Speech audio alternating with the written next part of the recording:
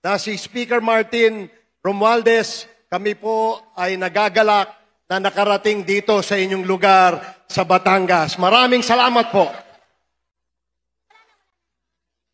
Dito ho sa aming pagbisita sa inyo ay isang patunay para sa inyong mga taga-Distrito 2 dito sa Batangas na ang inyong kongresista ay nagtatrabaho. Palakpakan po natin si Congresswoman Luistro. Ngayon din po, nagkaroon kami ng pagkakataon makilala ang ating mga local chief executives nandirito, lalong-lalo na ang tinatawag na John Lloyd dito sa inyo. Walang iba kundi si Mayor Noel Luistro.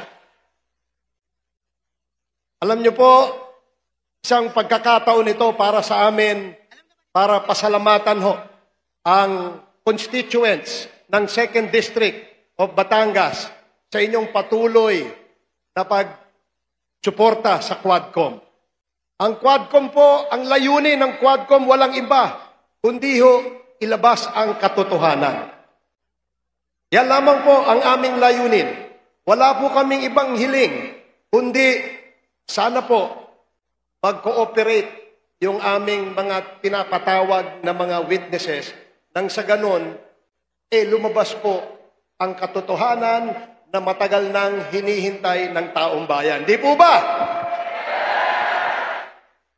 Makakaasa kayo, mga kababayan, na itong Quadcom ay patuloy na maninindigan, patuloy na poprotektahan ang interes ng ating mga kababayang Pilipino. Yan po ang aming pangako sa inyo. Sa leader ho namin, walang iba na nagsabi ang direksyon sa amin. Quadcom chairman, 4 po kaming chairman. Ako ho yata pinakamatanda sa mga kasama kong chairman. Isa lang ho ang direksyon ng aming investigation. Papanagot ang mga dapat managot at higit sa lahat, kami po ay makapagpanukala ng mga batas para ho sa kagandahan ng ating bagong Pilipinas. Yan po ang asahan ninyo sa Quadcom. Maraming salamat, magandang hapon, and thank you, Congresswoman Jinky Luistro. Thank you so much po. Palakpakan naman natin ang Quadcom. Next partner. Once again, i-invite po natin muli ang ating ina ng ating distrito. Wala pong iba kundi ang ating Honorable Congresswoman Attorney Jinky Beatrix R. Luistro to formally welcome and introduce our best Speaker of the House. Mga mahal kong kababayan, this is the time para ating ibalik ang pasasalamat at pagmamahal sa taong nasa likod ng pagdaloy ng tuloy-tuloy na biyaya sa ikalawang distrito ng ating lalawigan.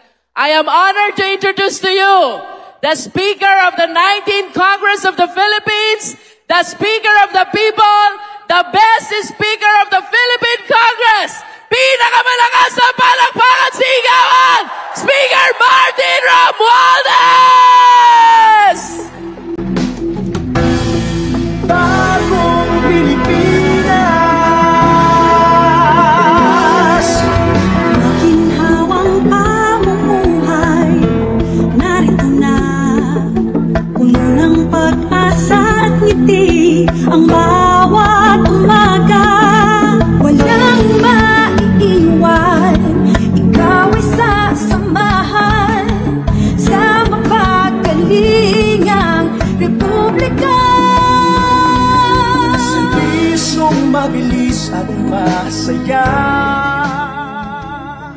Responsable.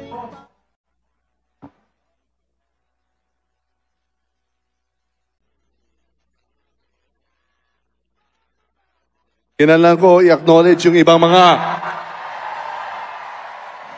pasensya na lang na modulate ko yung boses ko. Pero alam mo naman, dapat maayos ang sound system kay andito sa harap ng Quadcom ng Kongreso.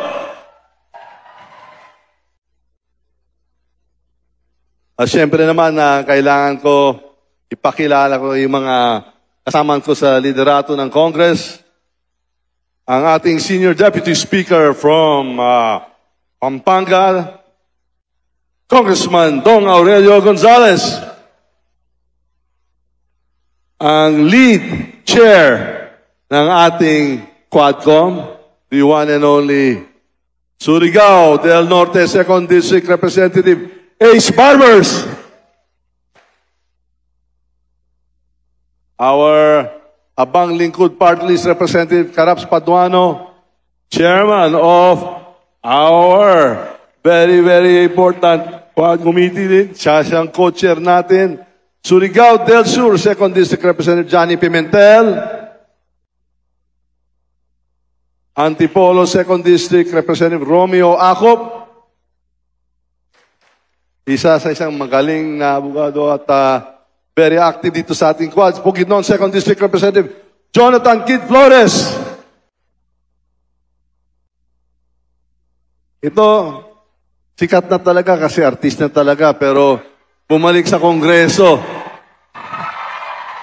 Siguro kailangan na tumayo siya at lumapit dito kasi gagawa siya ng pelikula tungkol sa quad. The one and only Langula District Representative Dan Fernandez. Tumayo ka naman. Pakilala dito. Halika naman. Yeah, sige naman. Ayan o. Tanggalin mo yung salamin mo. Oh, kamusta si Cassie? Sige, sige.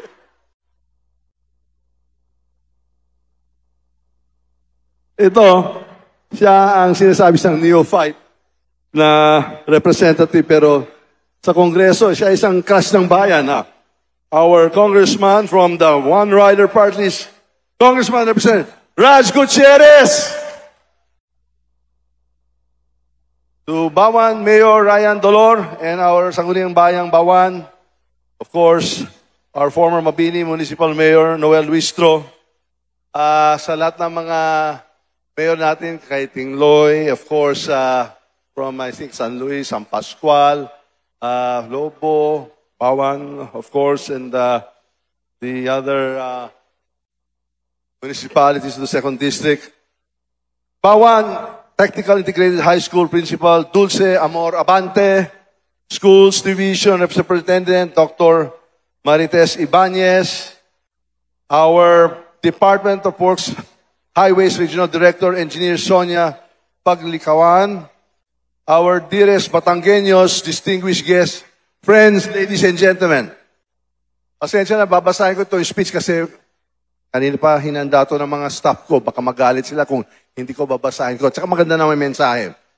Sa ating mga kasamahan sa malaking kapulungan ng Kongreso, sa pangunan ni Senior Deputy Speaker, Congressman Dong Ariel Gonzales, at sa mga chairman ng miyembro ng Quad Committee, sa mga opisyal, sa magulang, guro at mag-aaral ng Bawan Technical Integrated High School, sa mga opisyal ng bayan ng Bawan at ang mga panuahin, magandang araw po sa ating lahat.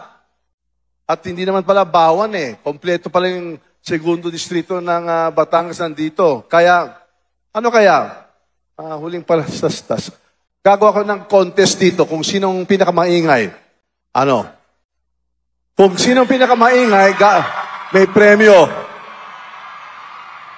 Ano kaya? Ano nakakalimutan? O, yung mga tiga Tingloy! Tingloy! O, sige ha. Tiga Bawan!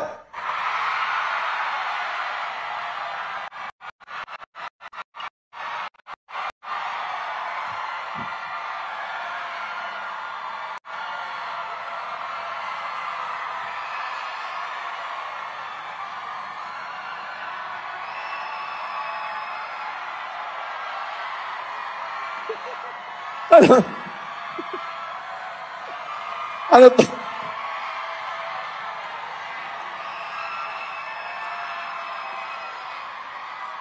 Game over na ata.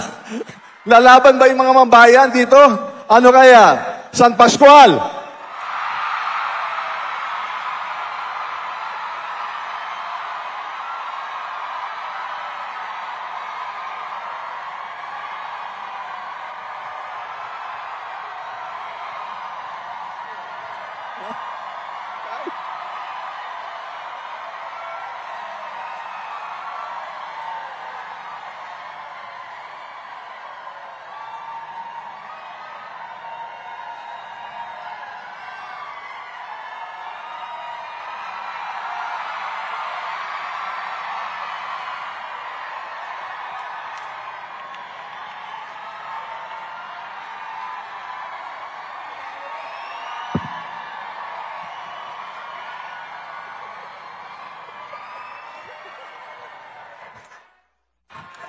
Sumagot. Sumagot. O, tama na. Hindi pa tapos. O, Mabini.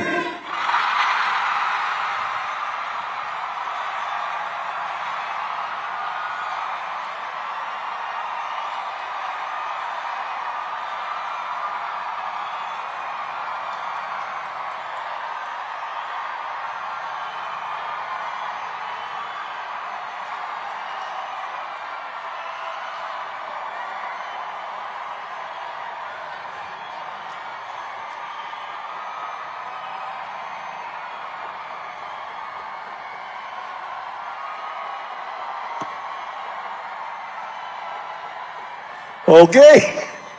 Mukhang nahihirapan tayo dito. Oh, Lobo!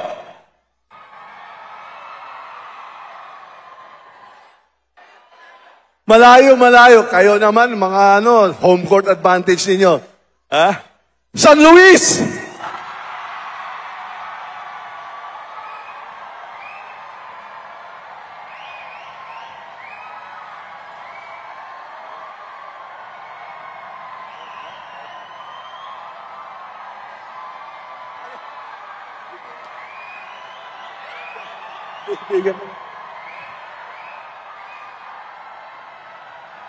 O, ganito na lang. Nag-usap kami ni Ma'am Jinky. Okay na, okay na. Panalo lahat kayo. Dahil yan, mga 2,000 kayo ngayon ng araw na to. So, kukunin natin yun, lahat ng mga pangalan ninyo.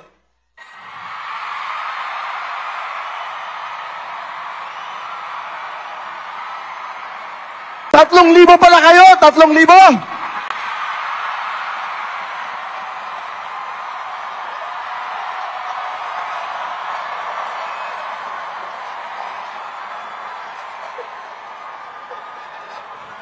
Okay, lahat na nandito ngayon makakatanggap ng akap na 5,000. Lahat kayo.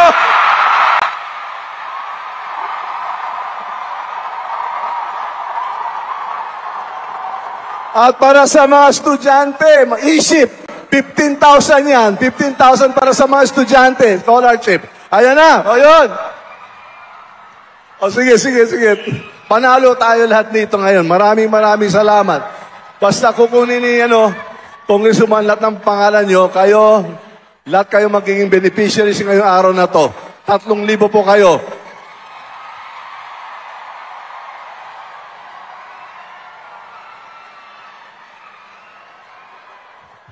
Siguro pwede na ako umuwi. Lumalaki na ang sunog. Hindi, handog ng buong Kongreso sa lahat ng mga Batanggenyo na Segunda Distrito ng Batangas. Kaya maraming salamat po sa suporta ninyo.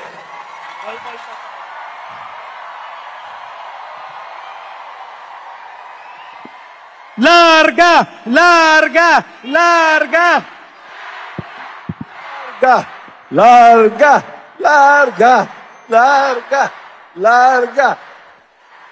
O sige, lahat to, para hindi nyo kalimutan, hindi lang naman si Speaker at si mga kongresista ay nagbibigay ito. Lahat ito, yung mga akap, isip, ay sa totoo lang po, yan po ang handog ng ating mahal na Presidente, President Ferdinand R. Marcos Jr. Palakpakan mo natin siya. Sa totoo lang po, medyo atrasado kami kanina, na-late ka sa kanina umaga, pumirma ang ating mahal na Presidente yung batas na Magna Carta para sa mga seafarers. Pagkatapos ng signing ceremony, lalarga na kami sana.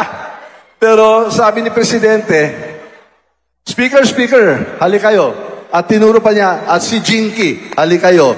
Nag-meeting po kami.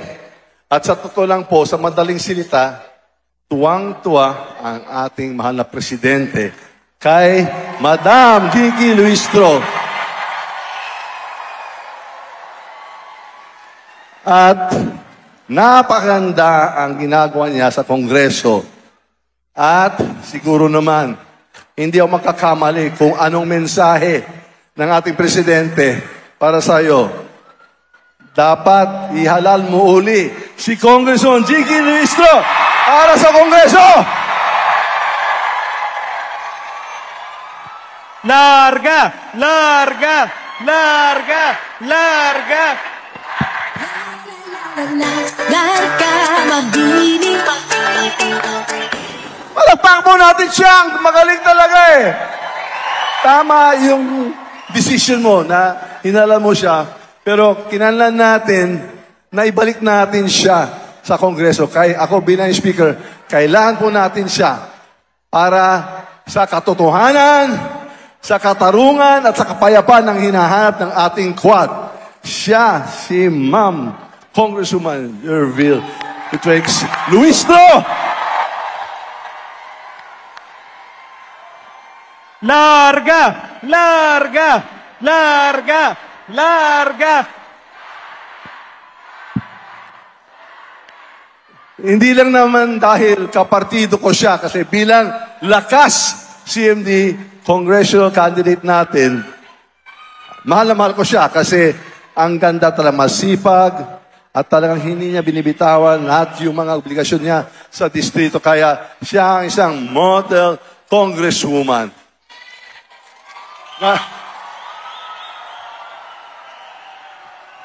Ngayong araw, nandito tayo. Hindi to rally ha, hindi to rally. Pero nandito tayo sa isang groundbreaking ceremony para sa Bawan Technical Integrated High School. At habang sumasakay kami dito sa helicopter, papunta dito, kinausap ko yung ating Congressman Elizalde ko, Chairman ng Appropriations. So nag-usap kami at sabi natin, pupuntahan natin yung Bawan para sa isang classroom building na 59 million. Sabi ko, kulang yata yan. Gawin nating tatlong building. Para sa 8,000 estudyante dito, iyon po ang handog ng ating Kongreso para sa segundo distrito. Hindi lang isa, 3 school building. So, ayusin mo yung groundbreaking ha, para hindi lang isa ha, pangatlo. Okay. Ganun na lang talaga ang maikli na mensahe natin. Kaya, mahal man natin yung mga tiga Batangas, lalo ang ating congresswoman. At sa lahat naman ginagawa nyo, sinusuportahan mo ang mga programa nating mahal ng presidente. Ako, si Martin Romualdez, bilang leader ng House of Representatives, kasama ko dito ang liderato ng House at mga miyembro ng Quad. Handang-handa kami maglingkod, magsilbi, makinig sa mga hinay nyo sa Batangas.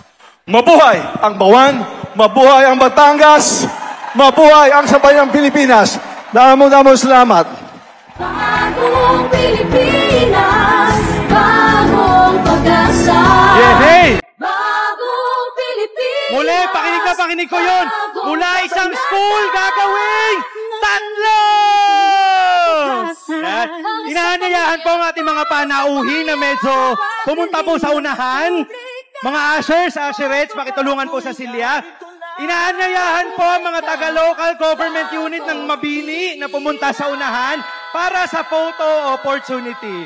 Muli po, mga taga-local government po ng Mabini, punta po tayo sa unahan para sa photo opportunity. Habang naghahanda po ang mga taga-Mabini, ang mga taga-Tingloy po, pwede na pong mag-assemble. Dito po sa may kaliwa. Sa may kaliwa ko po ang daan. Taga-Mabini po.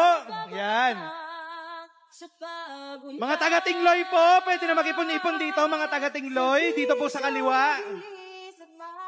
LGU po ng Tingloy. Punta na po tayo dito. LGU ng Tingloy.